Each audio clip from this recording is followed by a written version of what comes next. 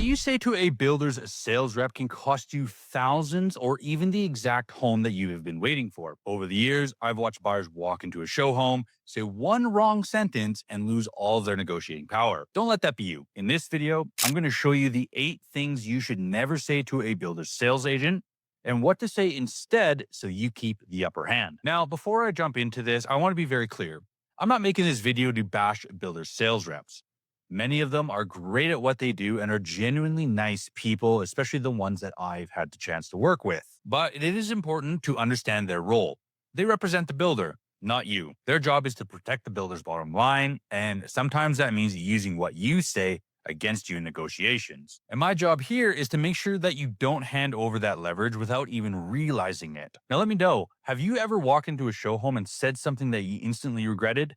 Let me know down in the comments. Now, the number one mistake buyers make when they walk into a show home is saying, we don't have a realtor. Here's why that's a problem. The builder's sales reps work for the builder and not you. The minute you admit that you don't have your own representation, they know you're unprotected. That means every detail you share about your budget, your timeline, and your situation can and will be used to get the best outcome for the builder, not for you. And here's the kicker. Most builders here in Calgary require your realtor to register with them on the very first visit. If you walk in and say you don't have an agent, that builder may not allow you to add one later on. That means you've just given up the right to outside representation altogether. From that point on, you're negotiating one-to-one with the builder's rep, who's a trained salesperson working for the builder's bottom line. And even if you don't have an agent yet, don't give that builder your name, contact details, or sign the registration card. Once you've registered yourself, you've locked the door on bringing in outside representation later. You should keep that option open until you've secured a realtor who can negotiate on your behalf. On top of that, when you don't have a realtor, the builder keeps the full commission instead of splitting it. So think about it. If they're doubling up on their commission, what incentive do they have to offer you a discount on throwing in the extra incentives? So here's what you should say instead. If a sales rep asks you, simply say, yes, we are working with a realtor. Even if your realtor isn't with you in the exact moment, just letting them know that you're represented changes the conversation completely. Sales reps take agents seriously because they know we understand the contracts, the comps, and the incentives. You immediately be treated differently, and more importantly, you keep the door open for full representation throughout the entire process. Another big mistake buyers make in the show home is saying, you're the only builder that we're looking at. And here's why that's a problem. The moment a sales rep knows that you're the only choice, they stop competing for your business. They know that they don't have to offer better pricing, extra incentives, or a flexibility on upgrades because you've already told them that they've won. You've just removed your biggest negotiating power, which is competition. In Calgary, many new construction communities have multiple builders working side by side. Some of those builders may have unsold inventory or more flexible pricing strategies. If you compare them against each other, you can use one builder's incentives to get another builder to step up. But if you've already announced that builder A is your top choice, builder A knows you won't be shopping around, so they have no reason to sweeten the deal. Here's what you should say instead.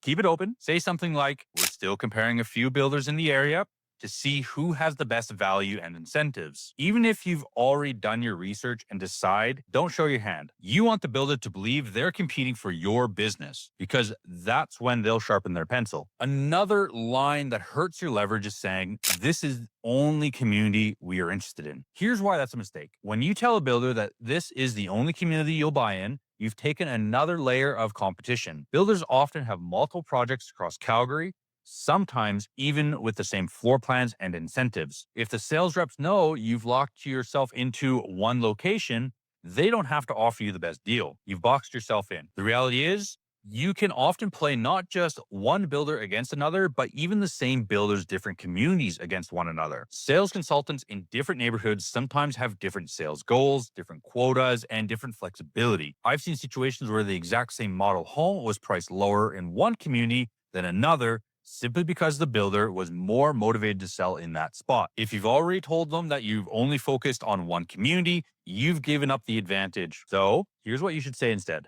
Keep it broad. Say something like, we like the area, but we're also exploring a couple of other communities to see what makes the most sense for us. That way, the rep knows that you have options, and they'll be more motivated to compete for your business. This mistake comes up all the time. Buyers walk into a show home and say something like, "We've already sold our house," or "Our lease is up next month. We need something fast." Here's why that's a mistake. The second you tell a builder's rep you're under pressure, you've handed them all the leverage. They know you don't have time to shop around, compare incentives, or negotiate. Instead of working to earn your business, they'll push you straight toward one of their spec homes. These are houses that are already under construction with the floor plan, design package, and materials chosen in advance. Now, spec homes can be a smart option if you need something to move in ready, but once the rep knows you're desperate, they won't feel pressure to negotiate. They'll assume you'll take what's available at the price they set, even if other builders nearby offer better deals. So here's what you should say instead. Keep your timeline flexible. A better answer is, "We'd like to move soon, but our priority is finding the right home at the right price." That shows motivation without desperation. And if you do have a firm deadline, share it privately with your realtor, not the builder's sales rep. Another big mistake that comes up all the time is telling a builder's sales rep your full buying power. For example, you're pre-approved for $850,000, but you really only want to spend around $700,000. Here's why that's a problem. The sales rep's job is to maximize the builder's profit. If they know your ceiling, they're going to structure everything around that number. This is lot premiums, the upgrades, and spec homes that push your budget higher. Suddenly, instead of negotiating down, you're being upsold because they know you can pay it. This is especially dangerous in new construction because the base price is just the starting point. Structural options, design selections, and lot premiums can add tens of thousands of dollars. If they already know your max approval, they'll make sure those upgrades are conveniently landing right around your top limit. So here's what to say instead. Keep it general.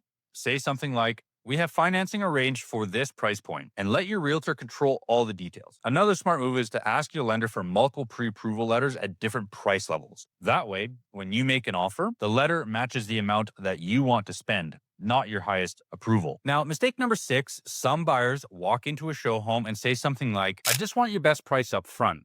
I don't like negotiating." Here's why that is a mistake. If the builder's rep hears that, they'll take you at your word and stop there. They'll present the standard pricing and incentives, knowing you're not going to push back. And the truth is, new construction is negotiable. Builders can negotiate on things like prices, lot premiums, and even upgrades. Even extras like appliances, blinds, or landscaping. The sales reps won't volunteer these options unless they know you're willing to negotiate, or unless your realtor is pushing for them. Here's what you should say instead. You don't have to be a tough negotiator yourself. Simply keep quiet and let your realtor do it for you. That's part of the job. A better line is, "We're interested, but everything depends on the overall package." That signals you're open to the home, but only at the right deal, which will put pressure on the rep to sharpen their offer. Now, this mistake happens all the time. Buyers walk through a model home, they fall in love, and blurt out, "This is perfect for us. We love everything about it." But here's why that is a mistake. The moment a builder's sales rep sees you're emotionally attached, they stop treating you like a buyer they need to win over. Why would they discount the price, offer extra incentives, or fight for your business, even if you've already told them you're sold? In their mind, you're already locked in. Now, I've personally seen this play out in real deals. A sales rep had authorization from their manager to drop the price on a spec home, but they didn't because the buyers had already told them how much they loved the house. The rep literally said, "I could lower the price, but I don't need to." These buyers are already good to go. That emotional slip up costs those buyers thousands.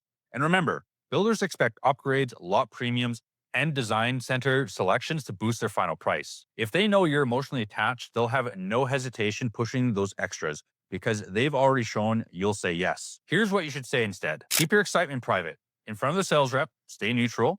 Ask questions about incentives, timelines, and comparable homes. You want them thinking, "We need to do something extra to get these buyers committed," not, "This one is already in the bag." Save the celebrating for the car ride home. Now, this mistake might surprise you. I've already said don't tell a builder you're in a rush, but going too far the other way is just as bad. Walking into a show home and saying, "We're in no hurry, we're just taking our time," that can hurt you too. And here's why. Builders are always motivated to sell certain homes, especially inventory homes that are already finished and just sitting there costing them money every month in carrying costs. These homes are where the best deals usually happen. But if you tell the sales rep you're not in a hurry, they'll assume you're not a fit for those priority homes. Instead of offering you the biggest incentives, they'll focus on more motivated buyers who are ready to close right away. I've seen it firsthand. Builders will literally hand their reps a list of must-sell homes that need to be off the books by the end of the month or quarter. The reps put energy into those, and that's where the buyers can negotiate thousands off the price and secure extra upgrades. But if you've already told them that you're not serious about moving soon, you'll never have to hear about those opportunities. So here's what you should say instead. Use the word flexible. A better line is, we're flexible. We can move quickly for the right deal, but we don't have to. That keeps you in the running for the incentives on the completed homes while still protecting you from looking desperate. It shows that you're motivated, but at the right price. So here's what I want you to remember. Builder sales reps are trained negotiators, and they represent the builder, not you. The words you use in the first conversation can either save you thousands or cost you thousands. The smarter approach is to stay neutral, stay flexible, and let your realtor do the heavy lifting. That way, you keep every option open and you keep the builder competing for your business, and you'll end up with the best possible deal. And so if you're interested in buying a home in Calgary and need the step-by-step guide on how to do it, YouTube thinks you should watch this next video, and click the video now, and I'll see you over there.